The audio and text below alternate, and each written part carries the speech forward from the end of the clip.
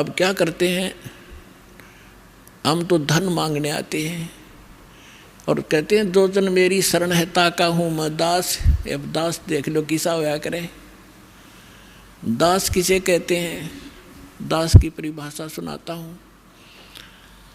एक बार अब्राहिम सुल्तान अधम जो राजा था, उसने घर त्याग दिया था, परमात्मा की कृपा से घर त्याग दिया था और वो किसी चला गया, एक आश्रम में रुक गया। उस आश्रम में सब दास कहें अपने आप को, फलाना दास फलाना दास, और थोड़ी बात पर एक दूसरे का न्याख काट लड़ने लगे, तू क्या बन रहा है।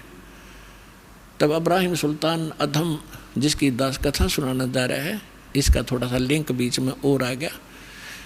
जब वो घर त्याग गया था, पहले ये राजा था, तो उसने कहा कि भाई आप नाम दास जरूर लिखते हो पर कर्म आपके लक्षण दास के नहीं है।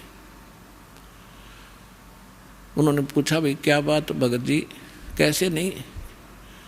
उन्हें पता था कि राजा था और ऐसे राज त्याग करा है। तो उसने कहा कि जब मैं राजा था हम गुलाम लाते थे, गुलाम दास, तो मैंने क्योंकि धार्मिकता मेरे अंदर थी, मैं गुलामों का ध्यान बहुत रखता था, कोई इसको कष्ट ना हो। तो मैंने उससे पूछा कि भी गुलाम आदमी पहले मनुष्यों को मोल लिया करते, गुलाम जैसे आजकल पशुओं को लाते हैं।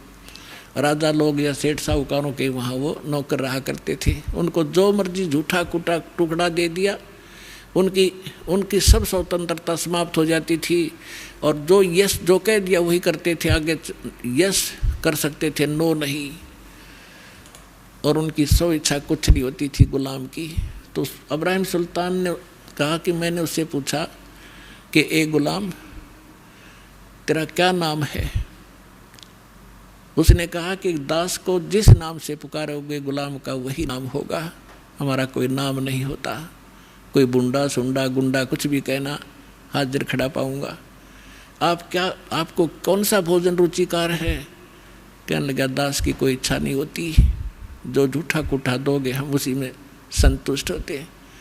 तो पुण्यात्माओं कहने का भाव ये है कि वो दास और अपने मालिक के सामने जो आज्ञा होते ही सब कुछ लिए खड़ा रहता है, उसको दास कहते हैं। तो कबीर साहब कहते हैं कि जो जन मेरी शरण है और ताका हूँ मैं दास, और गेल गेल ला गया फिरूं जब तक धरती आकाश।